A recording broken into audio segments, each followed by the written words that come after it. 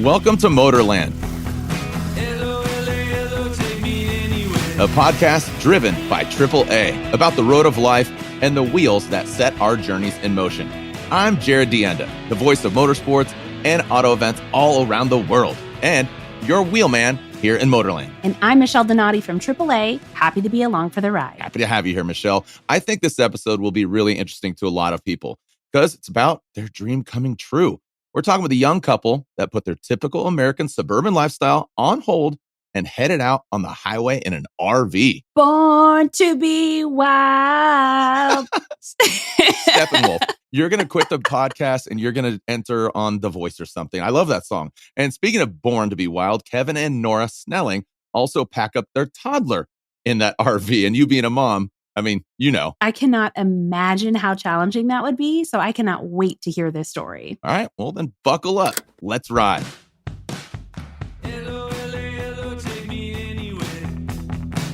Nora and Kevin Snelling, thank you for joining us here in MotorLand. Thank you. We're excited. Yeah, appreciate you having us on. And what kind of RV is it? Are we talking about a fifth-wheeler, motorhome? What are you in? So we went with the travel trailer. It's about a 34-foot long travel trailer. The way it's set up is that there's two separate rooms, one for the kid, one for us, and then we have like a main common area that has a fairly large pop out. So we kind of went with a lighter unit because we didn't know how this was really going to pan out. So dropping more money than we needed was not really ideal. But yeah, I mean, it's a bumper pull travel trailer, and we've been living in 260 square feet for the last year and a half.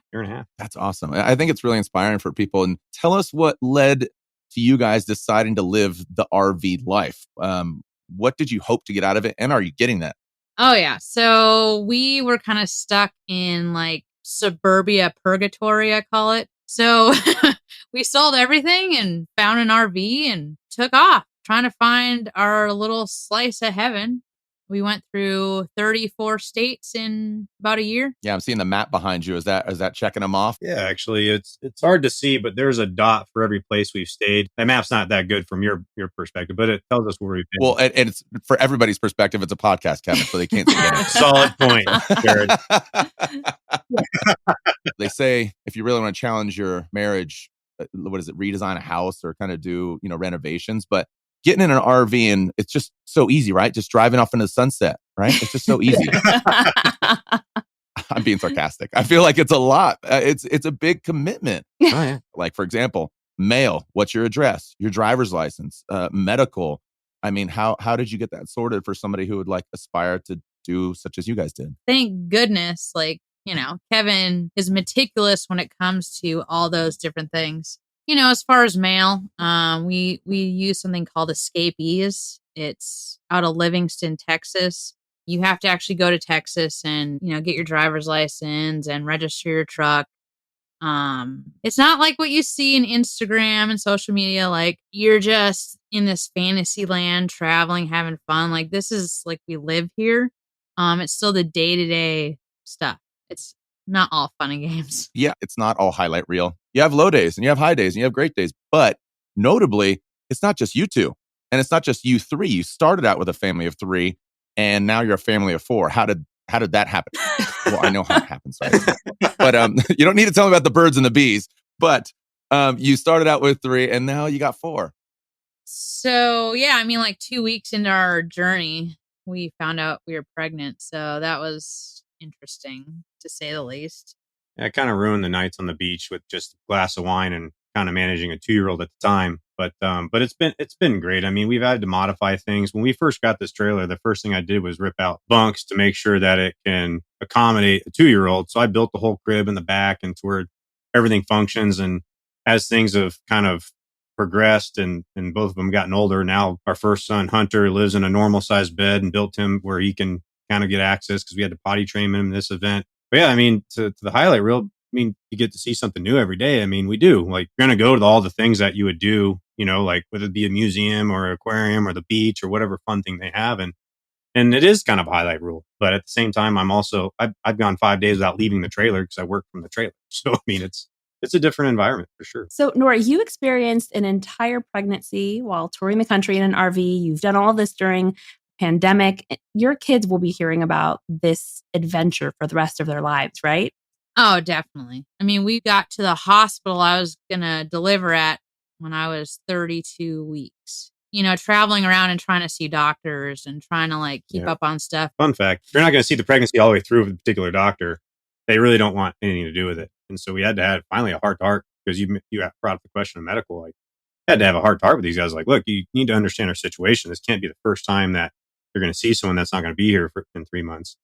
And we finally got someone to work with us telecommunication wise and kind of see it through until we got to the 32-week piece. But this thirst and search for adventure, are you just free spirited and want to see the country, or what? What's the sweatshirt you have? My sweatshirt that I just bought at the beginning of the trip, it says low key bougie. Kevin looks at me. He's like, you need, your coffee shop and your yoga place. And I'm like, yeah, you're right. Tarjay, 10 minutes away. Yeah. So actually high key bougie. Let's not hide it anymore, Nora.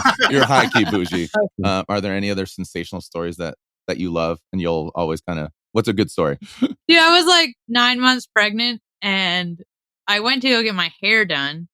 And so I took the truck and I didn't know that the truck's door was open in the back. Kevin had put up like all the sewer stuff. And so I just get in the truck and I'm like, no. And I'm late. So I'm like kind of going fast. And I take a corner and I hear something and I look back and all the sewer stuff is all around on the road. Like all of our septic equipment for the RV trailer that I was trying to set the trailer up, peppered in the middle of a 5-lane highway. Yeah. So I got up out of the truck and I'm just sweating, right? We're in Arizona. I'm sweating. I'm 9 months pregnant, gigantic. And I'm running out in the road, picking up all the sewer stuff. And I'm just dying. It was so embarrassing, but also like hilarious. You can laugh about it now. We had to buy it. That was a really crappy story. Yeah. You two are in their prime years of career-wise. What do you do for work? And do you work from the RV? I mean, everybody's telecommuting anyways, but... So when we started this whole thing, the concept was that we made the decision that, because she worked from home, I have a lot of flexibility with work, but I wasn't technically a telework position. Ironically, COVID had come around and kind of made that possible. Companies just like, take your equipment, go home, we're not doing this, and got rid of the overhead facility, much like many companies did. And we continue that to this day. So I work from the trailer essentially, and she continued to work until a few months after I took the maternity leave and everything like that. Yeah. So I was actually in the private jet sales for the last 16, 17 years. And with a second kid, I couldn't manage it all. And Ken, what do you do? Oh, I'm sorry. Yeah. So I'm a chief operating officer for a Department of Defense contracting company. Kevin, I have to ask, when I have 3 boys and when they're home and I'm working, it can be a distraction to say the least. So you are in a 260-ish foot RV. How is it working with a 6-month-old and a 3-year-old? Yeah. So when it was just our first son and Nora being pregnant, that was pretty easy to manage because they go out and do stuff. And then when the second baby came, it's just like one of those gazelle tents. We bought one of those gazelle tents to put outside. So now the kids can either play in that or I can work in that. So I just try to isolate myself the best I can. And when it comes to meetings and Nora tries to leave the house, if it's something that absolutely requires silence and my attention. But honestly, I have a lot of flexibility with work. You guys have like a cool head about it. I think that's what's really cool about it. Like, you're laughing together in life. Yeah. So I'm just curious, you've been to 34 states. What is your top destination or your top state? Like, give me you're like, hey, you've got to go to these 3 places if you're going to go anywhere as a family. I think I'm going to point out a lot of things in the Northeast because I love that place. But I think Seabrook, New Hampshire was one of my favorite places. I loved Portland, Maine. What would you say the third one was, babe? Oh, and Charleston and Savannah. Basically the whole East Coast, anywhere from Jekyll Island to Myrtle Beach. I'm from Arizona, born and raised. She's from northern Minnesota. And just running that whole coast was awesome. That was my favorite thing to do, is wake up before sunrise and look over the ocean, because we did our best to be on the beach the whole time and just open and just watch the sun peer over the ocean and do that. So is that where you might end up settling? No, we actually found a spot. It's in the Midwest. We did put an offer on a house, and we have basically lake property where we're going. And so we're going to settle down there. And I mean, I never thought I'd come back to the Midwest, but here we are. So you're talking about settling down. Let's talk about the future of the Snellings. What's on the horizon? Are you ditching the RV life? I mean, you did it. You came, you saw, you conquered. Oh yeah. I mean, like I said, it was so cool to to do it, to see everything. You know, when we started this journey, we're like, we want acreage, we want animals, we want to have goats. And we realized how bougie we both were. And I don't want those things now. I wouldn't say we didn't want them. It's just not how the next 20 years is going to play out with the kids. Because what we were really looking for was a community.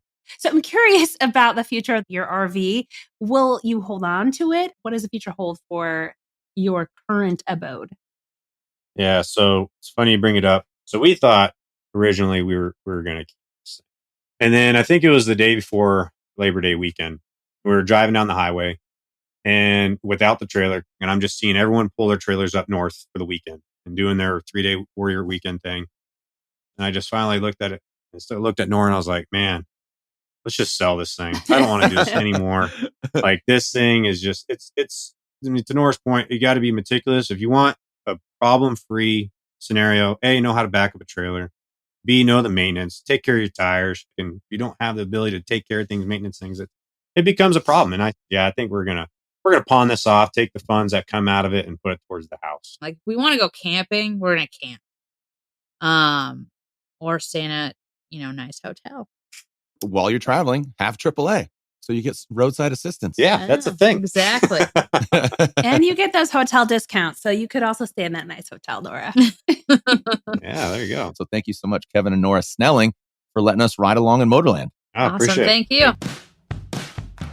All right, so Michelle, what do you think? Are you ready to pack up and live that RV life? I don't think the RV life is for me, but it definitely sounds like they've had quite the adventure. What a great story for their kids to tell their grandkids.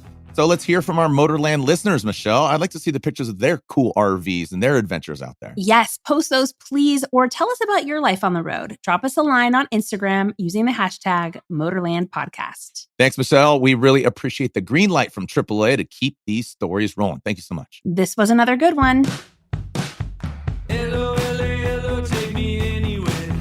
MotorLand is executive produced by AAA Mountain West Group in cooperation with Sound That Brands. Hello, Take Me Anywhere, written by Justin Sullivan, performed by Night Shop, by arrangement with Terror Bird Media. Thank you for listening. If you like it here in MotorLand, please give us a rating and a review, and of course, share it with all of your friends and family. Kind of like sending a postcard that says, wish you were here. I'm Jarod D'Anda. May the road rise to meet you and the wind be at your back. We'll see you again soon in MotorLand.